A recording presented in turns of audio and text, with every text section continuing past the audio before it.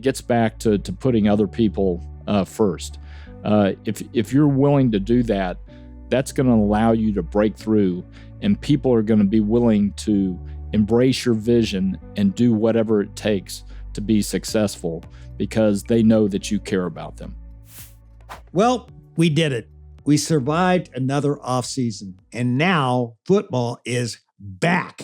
And I have just the guest to help you kick off this year's NFL season. Welcome to How Leaders Lead. I'm David Novak, and every week I have conversations with the very best leaders in the world to help you become the best leader you can be. My guest today is Clark Hunt, Chairman and CEO of the Kansas City Chiefs. Now, you don't have to be a big NFL fan to know that no team has dominated the league quite like the Chiefs. They've won the AFC West 9 consecutive times. They've made it to the Super Bowl 5 out of the last 6 years, and they've won 3 of them. So how do they build this kind of dynasty? As a leader, it's really hard to deliver results year after year after year. Today, we're going to go point by point through what I believe are the 5 key things that every dynasty does, not only to achieve success, but also to repeat it. And as we do, you'll see when Clark talks about the success he's built, he is constantly giving credit to everyone else around him. Sometimes we think humility is just an aw shucks kind of modesty, but it's so much more. Listen closely today, and you'll see how it's a powerful motivator and a real driver of success. Plus, you'll hear some great stories about how the Super Bowl got its name, what it was like to have Taylor Swift at Arrowhead Stadium, and lots more. So here's my conversation with my good friend, and soon to be yours, Clark Hunt.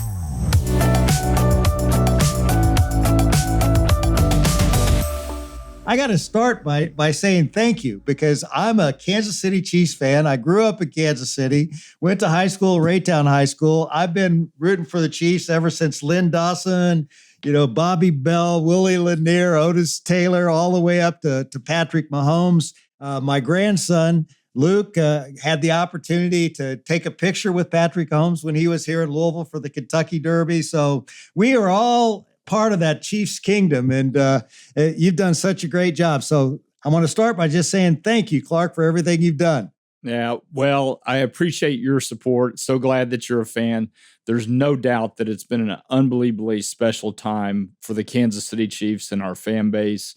What an amazing decade it's been. It sure has been. And you've won 3 Super Bowls as chairman and CEO of the Chiefs. And what will you always remember, Clark, about holding up that Lombardi trophy for the very first time? Well, of course, what made it so special was the 50-year journey between Super Bowls. We played in Super Bowl 4, beat the Minnesota Vikings, and my parents at the time thought, well, they would just be back, every couple of years because the team had played in Super Bowl 1. And of course, it took 5 decades for us to get back to the big game, win Super Bowl 54 against the San Francisco 49ers. And I'll never forget the moment on the stage where I was handed the trophy and then let my mom have it and she kissed it. It was just so special, getting to be there with her because, of course, she was around for Super Bowl 1, Super Bowl 4, saw that part of the Chiefs' history, and she was so thrilled for the team to be back. And so that was really the special moment for me.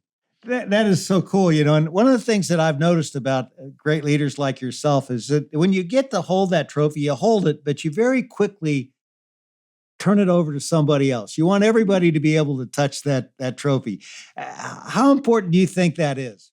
Well, it's really important because the truth is you don't win a Lombardi by yourself. Nobody, not even Patrick Mahomes, wins a Lombardi by himself. Football is the ultimate team sport, right? An active roster of 53, 17 guys on the practice squad, a coaching staff that's over 30 people, and a total of about 300 employees in the organization. And it takes every single one of them to be successful. They're all incredibly important. It's a message that I deliver to our players every year, that everybody in the organization has a piece in the success that we have. And so it's fun to be on that stage with my family, who obviously their support is so important, but with leaders like Andy Reid and Patrick and Travis Kelce, Chris Jones, our key players, and it's fun to see them pass that trophy around and just how special that moment is for them. Yeah, it's incredible. And do you have a behind the scenes story about winning one of the Super Bowls that you haven't told anyone before? I don't know that I per se have a behind the scenes story. Of course, our success in Kansas City has been fueled by the combination of Andy Reid, Brett Veach, and Patrick Mahomes. And the drafting of Patrick back in 2017 is really what started the momentum on the success that we've had for the last 7 or 8 years. And there was so much that went into that. There was the scouting of Patrick while he was in college, which Brett Veach wasn't even our general manager at the time. He was in our scouting department, and he just became convinced that Patrick was the guy that could lead us to the promised land. And he began putting tapes of Patrick on Andy's desk every week. Patrick played for Texas Tech. Brett would get the tape and put it on Andy's desk, say, "Hey, you have to watch this." And after about a year of that, Andy told Brett, "Hey, I get it. The kid's special." And then that then led into the draft in 2017. We had to move up from the 27th pick to the 10th pick to select Patrick. There was a little subterfuge involved in that because we couldn't let the rest of the league know why we were moving up, because we were afraid somebody would then jump us to take Patrick in front of us. And we pulled it all off and held our breath in the draft room in 2017. And when Patrick was still there, we executed the trade with the Buffalo Bills and got Patrick. And we were all incredibly excited. I don't think in retrospect we really knew how excited we should be because it put in motion this amazing decade that we've had. How could you? I mean, how would you possibly know it could be that fantastic? And, it's interesting that you made that pick, through the Buffalo Bills, and then this last year you got a great receiver through the Buffalo Bills. The Bills have got to be kind of kicking themselves. I would think so. And I know they thought highly of Patrick in that 2017 draft.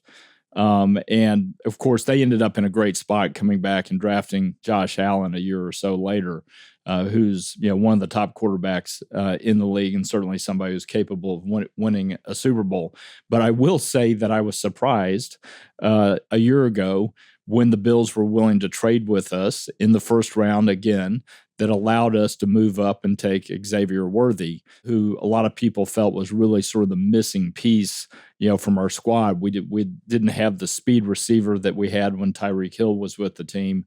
And so adding Xavier, who set the combine record for the 40-yard dash, I think at 4.21, they thought that was going to be the perfect complement for Patrick. And the Bills were good enough to oblige and do the trade with us. Yeah, that had to put another smile on the organization's face. And speaking of the Super Bowl, your dad, the late, great Lamar Hunt, was the founder of the AFC and the Chiefs and actually coined the term Super Bowl, as I understand it.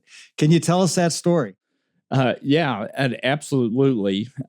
Going back to the 1950s, the late 1950s, my dad decided that he wanted to get into the professional sports business, and he picked pro football over baseball because he felt the game televised well. And of course, televised sports was relatively new in the late 1950s. He went to the NFL to try to get an expansion team for his hometown of Dallas. And the NFL commissioner told him two things. First of all, we're not interested in expanding. And secondly, Dallas is a horrible market for pro football, which of course today is absolutely laughable. But it didn't deter my dad. He kept working on it. Eventually, he tried to buy a piece of the Chicago Cardinals, and that is the same team that now plays in Arizona. They went from Chicago to St. Louis to Arizona, and the same family actually owns the team. And my dad, tried to buy the team across several years. And at the end of the day, Walter Wolfner, who was the owner of the team at the time, told my dad, you're not the only guy who's come to see me about buying a team. And so that turned a light bulb on in my dad's head, and he made the decision to start his own league, which became the American Football League, which launched in 1960. Initially, the NFL acted like they didn't care anything about this new upstart league. It wasn't going to be competitive. But very quickly, they realized that the AFL was going to be a threat to them. The AFL was trying to sign the same players that the NFL was signing. There were two different drafts, so there was real competition between the two leagues. Ultimately, that led to a discussion in the summer of 1966 to merge the two leagues. And my dad was actually the one who cut the deal with Tex Schramm. They sat in a car at Love Field, the airport in Dallas, and sort of hammered out the details of the merger in April of 1966. However, there were a lot of meetings that had to happen for the merger to become complete. And my dad was in one of those meetings, and there were a bunch of owners from both leagues, and they were talking about this new championship game that would have to start because there was an AFL champion, there was an NFL champion, but you needed an overall champion. And one of the owners in the meeting looked at my dad and said, "Which game are you talking about? Are you talking about one of the conference championship games?" And my dad said, "No, I'm talking about the last game, the final game, the Super Bowl." And he just threw it out there like that. And everybody sort of stopped and looked at him, and then they went back to their business. However, the owners and later the staff in the league office began referring to this new championship game as the Super Bowl. The only problem was that the commissioner at the time, whose name was Pete Rozelle, who was a tremendous commissioner for the NFL for several decades, he actively disliked the term Super Bowl. He thought it lacked sophistication. And that's the reason, if you go back to Super Bowl I and Super Bowl II, those games were originally called the AFL NFL World Championship game. But over time, the media heard the term Super Bowl, the fans heard the term Super Bowl, and by the time you get to Super Bowl III, everybody was referring to the game as Super Bowl. So Pete Rozelle threw the towel in and said, "Hey, we're going to call this thing the Super Bowl." So that's how it became the Super Bowl. My dad, after the fact, was asked, "How in the world did you come up with that?" And he said, "Well, it was really just an off-the-cuff thought that I had in that moment. But it probably comes from two things. First of all, I've always been a big fan of college football, and I've been to a bunch of Cotton Bowl games. In fact, I think at one point he had a streak of 35 or 40 straight Cotton Bowl games that he had attended. So that's where the bowl came from. And then in December of 1965, my mother had given me and my older siblings the latest, greatest toy of the day, which was a Whammo Super Bowl. And I was 1 year old at the time, so I don't think I was doing much with my Super Bowl, maybe other than gumming it. But my older siblings, who were about 6 or 7 years old, they had those balls, and they were bouncing them all over the house and in the driveway and over the house. And my dad said, that just stuck in my mind, and I probably took Super, combined it with Bowl, and that's how we got Super Bowl. I love that story. I never heard that. That's fantastic. Hey everyone, it's Kula from How Leaders Lead. And if you've watched our podcast for any number of episodes, you probably know that a common theme from all of the great leaders we interview is that they are active learners. They have this commitment to continuing to learn and grow so that they don't stay stagnant and so that they continue to see success in their leadership and in their life. This theme of active learning is so important, and it's what David's latest book, How Leaders Learn, is all about. It's all about helping you develop that skill of active learning so that you too can continue to see success in your leadership and in your life. The book is really entertaining. It pulls stories from some of our greatest podcast guests and pairs those stories with insights that you can incorporate into your leadership and into your life right away. Grab How Leaders Learn on Amazon or wherever books are sold. And I think you're really going to love it. You feel David's personality through the pages and through his storytelling, and it's a really powerful way to level up your leadership. Clark, under your leadership, the Chiefs have made the playoffs 12 times. They won the AFC West 9 consecutive times. You've appeared in 5 Super Bowls in the last 6 years, winning 3 of them.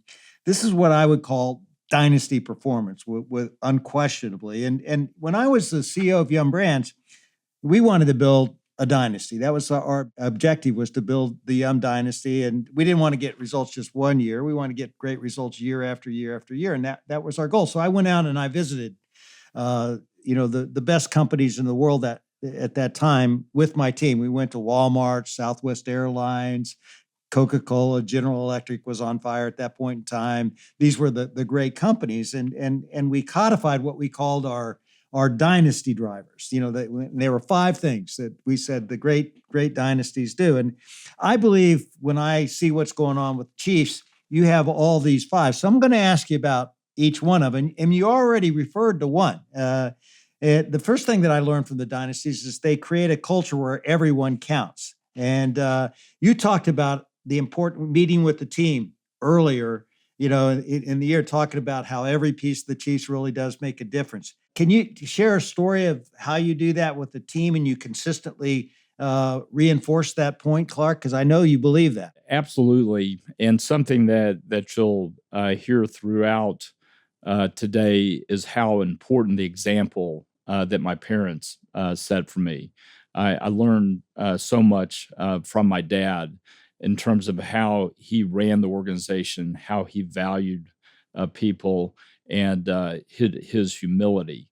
And he really set the tone by making sure everybody who was a member of the Kansas City Chiefs, whether you were the star quarterback or the guy working in the equipment room, you felt like you were part of our extended family. And to this day, we go to great lengths to make sure that everybody who works for the organization and their family feel like they're part of the Chiefs family and part of the Hunt family. That's incredibly important. My dad had many wonderful qualities. He obviously was quite a visionary, but he also had tremendous humility. And the way that he treated people, caused them to want to literally run through a wall for him. They loved him that much. And my dad's been gone now for 18 years. And literally every couple of weeks, I have somebody come up to me and tell me their Lamar Hunt story. And a Lamar Hunt story usually goes something like this. I was a 20-odd-year-old, nobody, and I was sitting in an airport terminal waiting for my flight, and this guy next to me struck up a conversation with me. And after about 15 or 20 minutes, I figured out, wow, this is Lamar Hunt, founder of the AFL, owner of the Kansas City Chiefs, and this guy really cares about me. And people love sharing that type of story with me, and it's just such a great example for how to treat people. So coming back to the football team, I really have 2 opportunities each year to try to set the tone with the team. The first actually just happened a couple of weeks ago. We had our rookie minicamp. So we brought in all the players that we drafted this year, as well as some college free agents that we'd signed, and then a bunch of tryout players who had a weekend where they had an opportunity to try to convince the coaching staff that they can be a member of the Kansas City Chiefs. And we have a dinner for them the first night.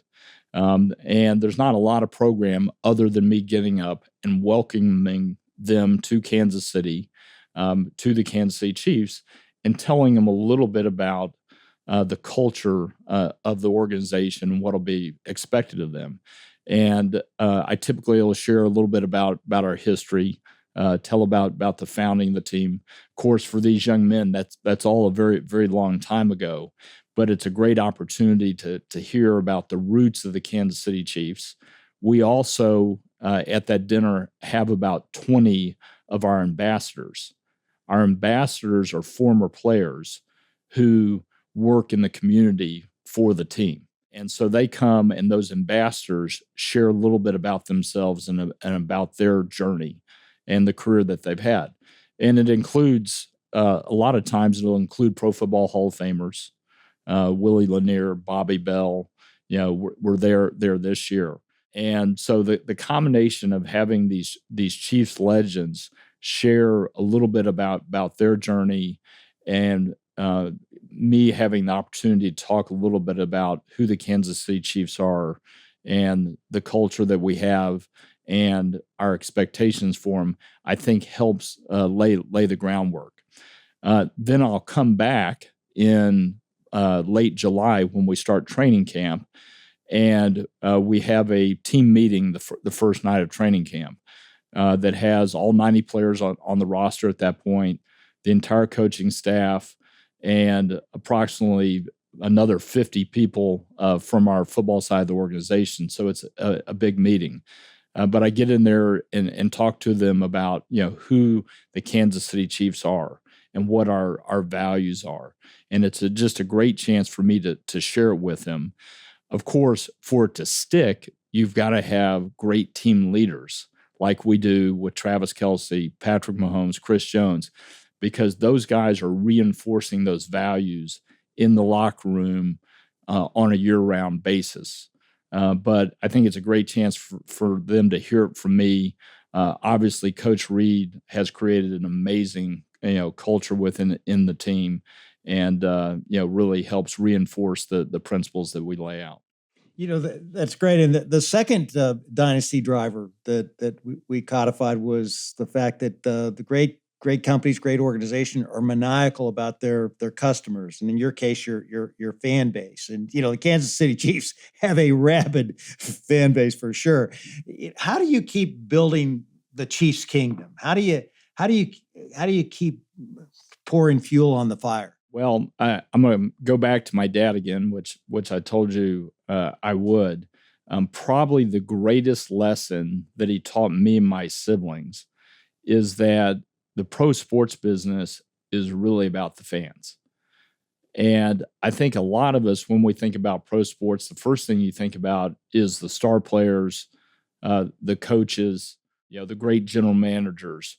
But one of the points that I make sure that I mention to the players when I have that opportunity to talk to them is to tell them, hey, this is really about the fans. They are the ones that really pay you.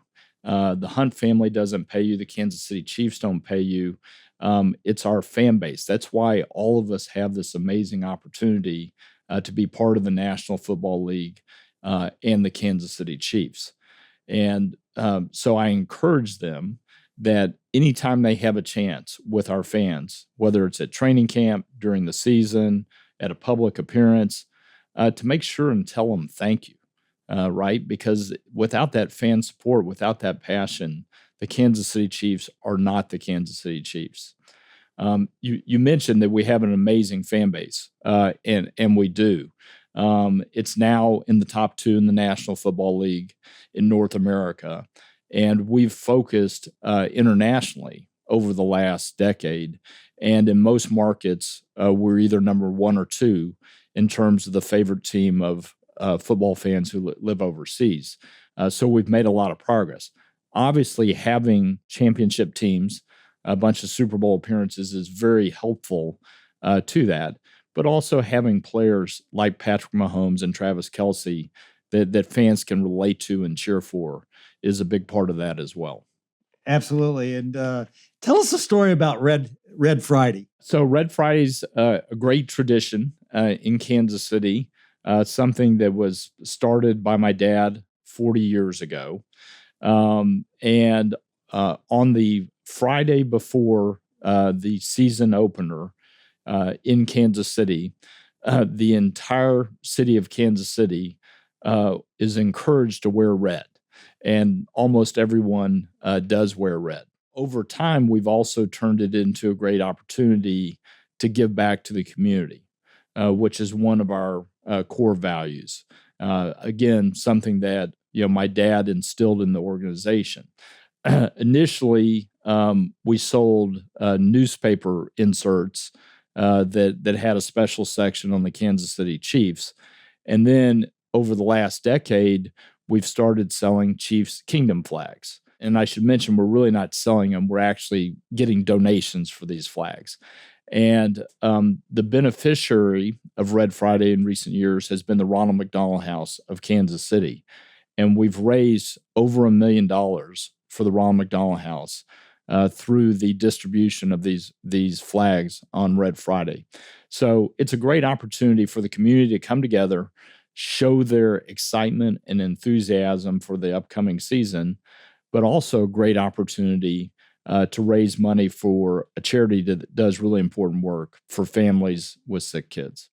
That's fantastic as well. And another, big dynasty driver which the great companies do, the great organizations do, is they try to really differentiate themselves in everything they do competitively.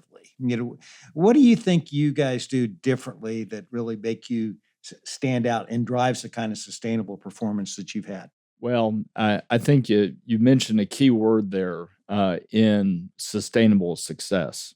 When I took over the Chiefs 15 or so years ago, one of my goals was to build a team that could consistently compete for championships. And at the time, I'm sure when people heard that, they were like, well, we would like you to be able to compete for one championship, much less, consistently compete, because, we had some pretty mediocre teams and then some pretty bad teams, back at that point. I knew if we just focused on some of the principles that I believed in terms of building a championship team, that over time we could achieve that. The most important asset that you have in a pro sports organization is your people. And, that typically starts with your head coach. And then I would include our general manager and then the president of the organization. So at the Chiefs, those three people report directly to me, and they run their respective areas of the team. And I believe that we have three of the best in the National Football League, in Andy Reid, Brett Veach, and Mark Donovan. All three of them do an amazing job. So getting the right kind of leaders into the organization was very important. And that took me a few years. We had a misstep in the football operation, ended up with a couple of coaches that didn't work, had to make a couple of changes at the general manager position, but we finally were able to get that right. And then, of course, I was so fortunate, so blessed to be able to bring Andy Reid into the team back in 2013. It's not very often that a coach with the type of success that he had enjoyed in Philadelphia is available. And at the time, a lot of people thought, it wasn't a sure thing. Andy might need to take some time away from football. His last two Eagles teams had not been very good. He'd had some issues in his family where he'd had a family a tragedy with one of his sons, and they thought he maybe needed some time away from football. But I could just tell in my interview that he was the right guy for the Kansas City Chiefs. He was the right guy for our fan base. He was the right guy for me and our family. And he has been nothing but incredible, and is a certain Pro Football Hall of Famer, when he retires one day. So getting Andy was a key piece to it. But coming back to building a championship team that can actually sustain success, as you're aware, the NFL makes it very hard for a team to repeat as a winner. There are a lot of mechanisms in place that make it a challenge. Let's start with the salary cap that constrains what you can spend on your roster. And when you have championship teams, part of that undoubtedly leads to players wanting to improve their financial situation with new contracts, extended contracts. And at the end of the day, you just can't afford to keep everybody. So almost every year you're saying goodbye to players that you would love to keep, but you just can't because of the salary cap. Of course, if you have a lot of success, you're also drafting at the bottom of the draft. And I would mention that the draft is really the key to building sustained success. If you don't draft well, year in, year out, you absolutely have no chance. You cannot fill all the holes with free agents. Just the system's not set up, where that works. And so I want to give the credit to Brett Veach and the job that he's done over the last 7 years of really having one outstanding draft after another that has put us in a position to have the sustained success that we've had, and hopefully will continue to have in the future. Continuing that talent pool is so important. And one of the other dynasty drivers that we said this is what the great groups do is they process and discipline around what drives outstanding execution. And for you, the people execution seems to be the name of the game. Do you have special processes that you use that you could talk about that allows you to get the kind of sustainable performance on that front? Pro sports teams, really have two sides to them. You have the football side, and everything that's going on from a coaching and a personnel standpoint to drive the sustained success. And then the business side that is hopefully building the fan base, growing the brand, and ultimately growing the revenue. I would say the business side is not different from a lot of businesses. I think the disciplines that you need to have on that side of the business are similar, but it takes a lot of hard work. So one of the things that Mark Donovan, who's been with us for over 15 years, said when he came to the Chiefs is that he was going to build the business side of the organization to be ready to take advantage of the success we were going to have, because we weren't successful at the time, and it was hard to sell tickets. It was hard to sell sponsorships. It was hard to get our fan base excited about the Kansas City Chiefs. But he was very intent on making sure that we were doing the right things so that when success did come on the football side, that we would be ready to take advantage of it. And I think if you look at the last 6 or 7 years and the growth in our fan base that I mentioned, I mean, we used to be somewhere in the 20s from a fan base, and now a small market team in Kansas City is literally at the top of the NFL, from a fan base standpoint, both domestically and internationally. So kudos to Mark and the job that he's done with his team in taking advantage of the opportunity that we've had. Then we jump to the football side, and I'm a big fan of attention to detail and discipline. And those are two things that Andy Reid has in spades. And I think, there's been a drift towards, having coaches who are more players coaches. And some people think that, the old style coach like a Lombardi or a Landry, wouldn't work in modern football. I'm not sure that's right, but Andy does a great job of bringing enough discipline to the team, but mixing it with the relationship that he has with the players. So he and his wife, Tammy, really get to know each player individually. And those players know that Andy cares about him off the field. And because of that, when Andy is getting on them, or when Andy's running one of his, famous long, hard practices, that player is willing to endure that and give a little bit more because he knows that the head coach cares about him as a person. And then on the personnel side, the discipline that goes into getting ready for every draft is tremendous. And you've got to make sure that you don't steer away from the things that have made you successful. And it just takes a lot of hard work. I mean, being a scout is a lot of work, a lot of time on the road. It's a lot of digging. But if you don't do that, you'll end up making mistakes.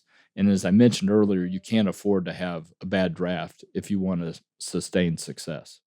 That's right. And the last dynasty driver is this maniacal desire to just beat Irigo in everything that you do. How do you instill that in your organization, Clark? Yeah, well, this is something that I talk with Andy and Brett and Mark about all the time. Is in the National Football League, you're either getting better or you're getting worse. Nobody really stays the same. And something that has driven home that point to me in recent time is the amount of turnover that we've had on the Chiefs roster. So it just seems like yesterday that we were playing in Super Bowl 54 at the end of the 2019 season. Patrick was the quarterback, Travis Kelce, Chris Jones, they were key members of the team. But if I asked you how many of the players who were on that Super Bowl 54 team are still on our roster, I bet you would not get the answer correct. And I'm going to go ahead and jump in and tell you that it's only 6. Wow. Yeah, we have 6 players from that team, which is now 5 or 6 years ago, who are still with us. So that reinforces the point that things change very quickly in the National Football League. And if you're thinking about what you accomplished last year, you have no chance, because the team is going to be brand new every year. There are going to be 15 to 20 new players on the roster every year, and you've got to bring them in, and you've got to teach them how the Kansas City Chiefs do things. You've got to get them to embrace the culture. And our culture is very much, one where our players, our coaches, and everybody at the organization puts the team and the organization first. And given that there's so much turnover with the roster every year, you're really starting from scratch to some degree. Each team is new. Each team is very unique. And our leaders have the challenge of instilling the culture and helping the young players understand what it will take to be successful in the National Football League. And fortunately, with leaders like Andy Reid and Patrick Mahomes, we've been able to build sustained success, which in a lot of ways is a credit to their leadership. We'll be back with the rest of my conversation with Clark in just a moment. But since the NFL kicks off this week, I want to go back to my conversation with Eric Wood, the former All-Pro center for the Buffalo Bills. I love his take on success, because for him, it comes down to patience, to being consistent, and letting small wins compound over time. I would say focus on improving every single day. And I think people often will underestimate what they can do in a year and overestimate what they can do in a day. You get so bogged down if that immediate success does not come, but by stacking daily wins, by getting 1% better each and every day, and just moving the needle a little bit forward. As I talked earlier about that hockey stick effect that often happens in business, it'll happen for you yourself as well. One of the craziest things to me as I learned it was, by getting 1% better each and every day, you're not 365% better at the end of the year. You're actually 37 times better based upon compounding interest, because you're getting 1% better of the 1% version of yourself yesterday. And so by doing that, I just believe that you can get so much done in the long run if you're focused on stacking those daily wins. Go back and listen to my entire conversation with Eric, episode 114, here on How Leaders Lead. One of the things that has really impressed me is just how you started saying, look, we're not going to just try to compete one year. We're going to be set up to win year after year after year. Where did you get the guts to come up with that statement when everybody else is saying, hey, man, I just want to make the playoffs? Yeah, that's exactly right. So I had a very special experience with my parents and our family during the 90s. My father and mother were one of the founding investors in the Chicago Bulls all the way back in the late 1960s. And they were the only owners who held on to their ownership stake through the very hard times that came for the NBA and the Bulls in the 70s and 80s. But by the time we get to the 90s, the league had really started to take off with Larry Bird and Magic Johnson. And of course, the Bulls were about to have this amazing, decade of success with the Michael Jordan led Chicago Bulls. So I had that experience. And of course, when you're going through it, and my dad was always a passive investor there. So he wasn't involved in the day-to-day, wasn't part of all the drama that was going on behind the scenes. But as a family, we enjoyed those 2 3-peats so much that I think it may have emboldened me a little bit to dream about doing that with the Chiefs. And certainly in the NFL, we've seen other examples of teams that have dynasties or mini dynasties. Most recently, New England, their almost 2-decade run was incredible, the success that they had. So they really showed that it's possible. You can do it. Even in the salary cap era of the National Football League, it is possible to do. And so we dream big, and by some good fortune have been able to capitalize on the sustained success that we've had. When you have strategy and vision and you have a great culture, I mean, that helps you get a lot done. But the other part of that is when you have that strategy, you've got a structure around it to make it happen, so that your culture can really come alive and get the results. You talked about the fact that you have 3 people reporting to you now. How much did that structure change have in your mind to do with the turnaround with your GM and your president and your coach? They all report to you. Yes. Well, so going back to the early days of the Chiefs, my dad had always structured the organization where he hired the general manager, that the general manager hired the head coach, and the head coach reported to the general manager. When I first took over the team in 2007, we had a similar reporting structure. And after having gone through some missteps where I felt like I was really disconnected from the head coach and the decision to hire the head coach, in 2012, at the end of that season, when we went through the search that ultimately resulted in Andy Reid, I made the decision that I wanted to be the one who hired the head coach, and I wanted the head coach to report directly to me because I wanted to have weekly interaction with the head coach. By no means am I micromanaging, what Andy Reid is doing on the field, and I'm not qualified to do so. But I felt like if I could have that direct relationship, that it would benefit the organization. So we changed the reporting structure where I hired the general manager and I also hired the head coach, and they both report directly to me, and they're on the same level as our president. So I have the 3 of them on the same level. And it seems like a subtle change, but it was definitely what we needed in Kansas City. And it was critical to attracting Andy Reid to the organization. And it's something I feel strongly about.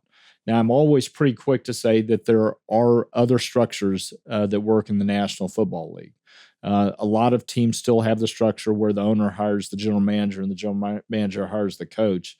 But I really think that the way that we do it in Kansas City suits me, suits our family, and really the entire organization very well. One other thing I've learned from doing some homework here is that your staff raves about the fact that you're just a great listener. How'd you develop that skill, Clark? Again, something that I learned from my dad.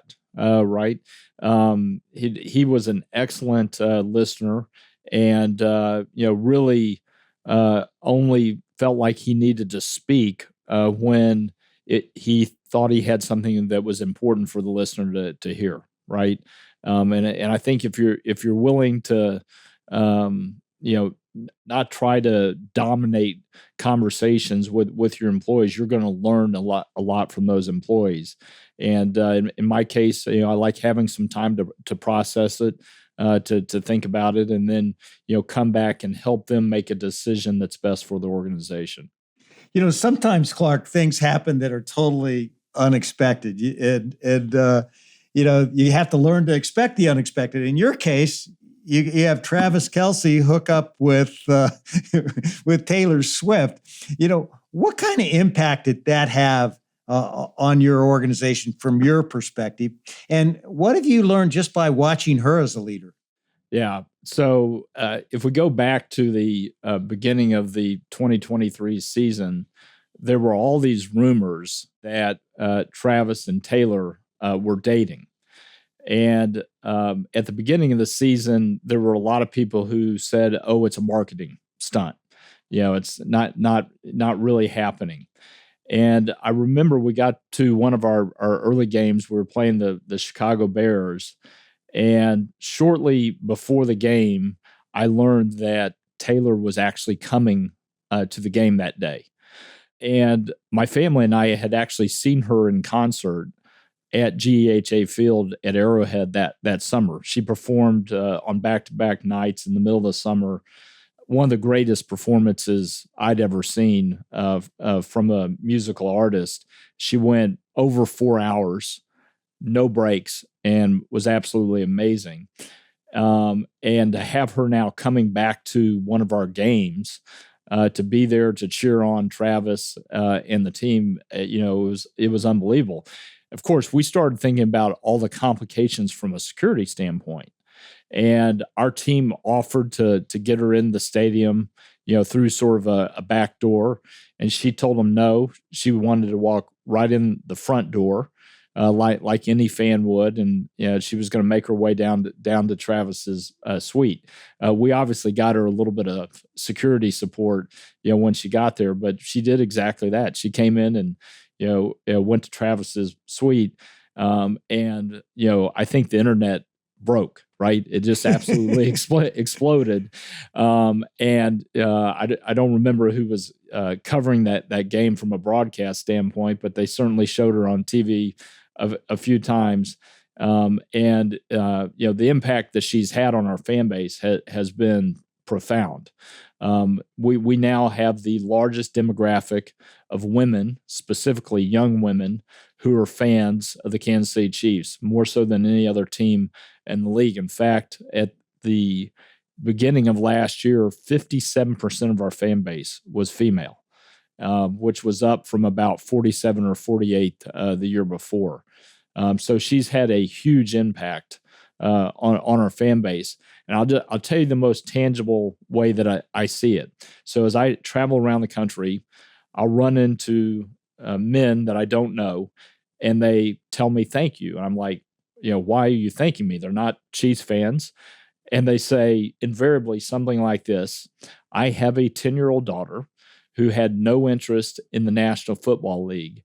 And because of Taylor Swift and Travis Kelce, she has told me that anytime the Kansas City Chiefs are playing, you get me, I want to sit down and watch the game with you. So these dads are getting to watch NFL games with their daughters, and they think it's the greatest thing in the world.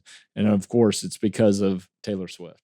That's great. This has been so much fun, Clark, and I want to have some more with you. It's what I call my lightning round of questions. So are you ready for this? I hope so. Okay. What 3 words best describe you? Thoughtful, hardworking, and perseverance. Your biggest pet peeve? I think it's people who don't maximize their potential. What's a fun fact most Chiefs fans don't know about the Chiefs? That the team started as the Dallas Texans in 1960, playing at the Cotton Bowl. What's your most memorable play in the past 5 seasons?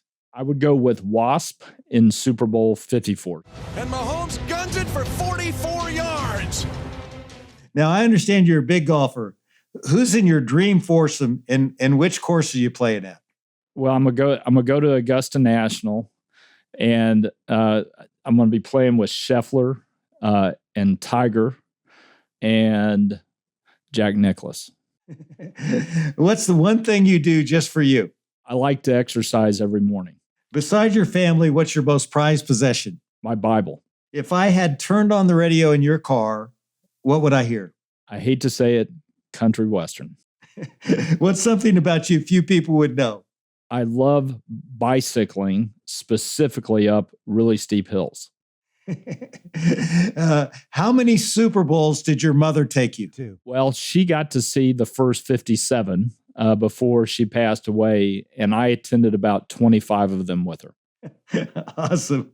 What's one of your daily rituals, something that you never miss?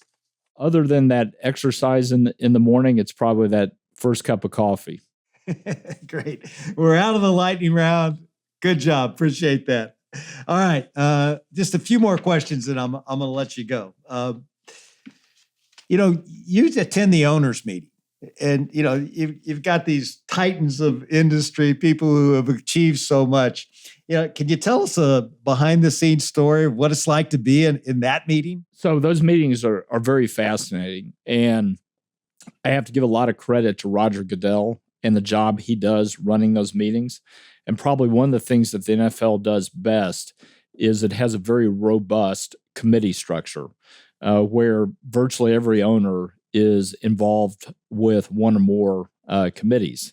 And because of the work that the committees do, by the time you get to the league meetings where you have all 32 owners in the room, most of the issues have been vetted and you sort of know where we're going to come out in terms of voting for or voting against an issue. There certainly are some big personalities in the NFL ownership. And sometimes we have issues that aren't easy, and it's fun to hear the owners get up. Some of them are very gifted orators, and we have to figure out how to get them to stop because they'll take the floor and we can't get them off the floor. It's like a filibuster almost. But it's a real privilege to be part of it, and something that I really enjoy about the job.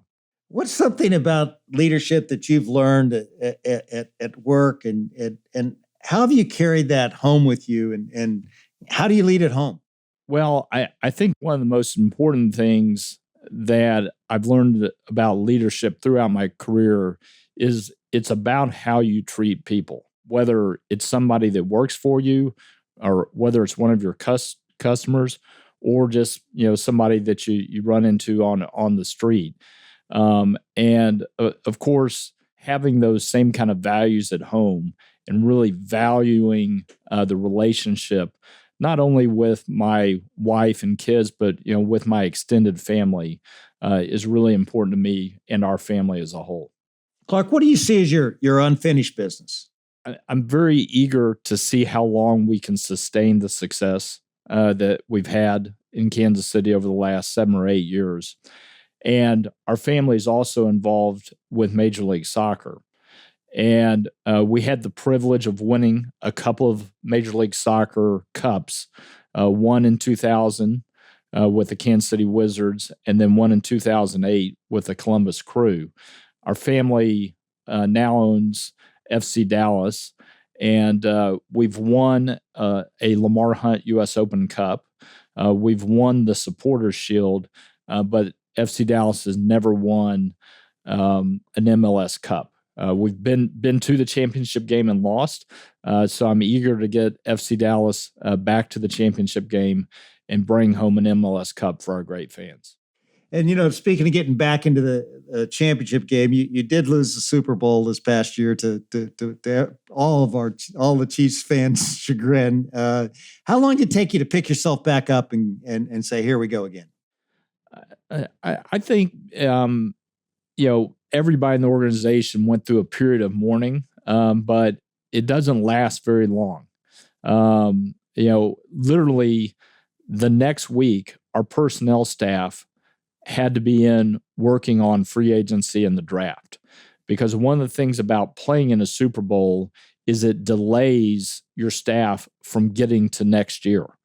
And so they were literally right back at it. And I think in a lot of ways that was cathartic for them, certainly, for me.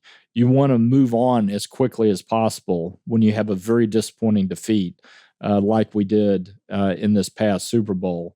And I can't say how glad I am that we've already turned the page and are now firmly focused on 2025 with the team, practicing again at Arrowhead. Last question.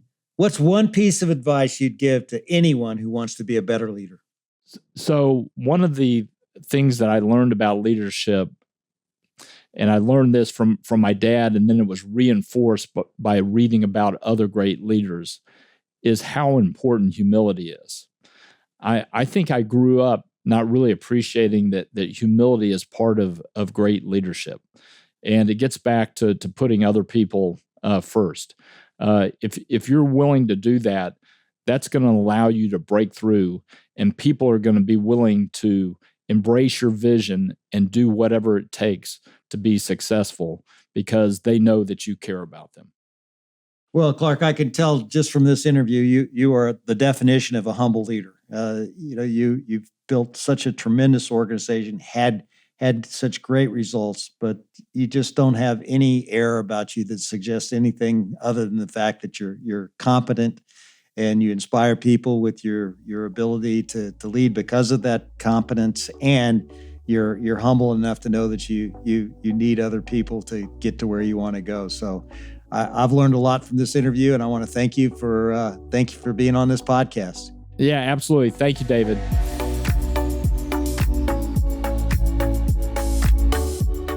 The turnaround of the Chiefs from a perennial struggle to a team that's heading towards a Super Bowl almost every single year. It's been absolutely remarkable. But here's what really impresses me. In practically every answer that Clark gives, he finds a way to give credit to that success to the people around him, whether it's Andy Reid to Brett Veach to his family to Patrick Mahomes and all the players. That's what great leaders do. They recognize and elevate their teams. When you do that, people feel valued. They feel seen. They know they're trusted. And believe me, when your people feel that way, they will blow you away with their hard work and creativity. And that's when you really see what your team is capable of. So here's your challenge this week. Make it your mission to give credit where it's due. If you get some recognition yourself, shine the spotlight on the people who help make it happen. Make that your posture, and I'm telling you, you're going to build a dynasty of your own. So do you want to know how leaders lead? What we learned today is that great leaders are quick to give credit to others.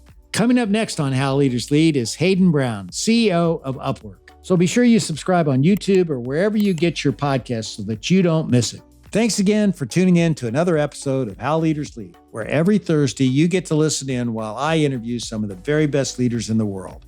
I make it a point to give you something simple on each episode that you can apply to your business so that you will become the best leader you can be.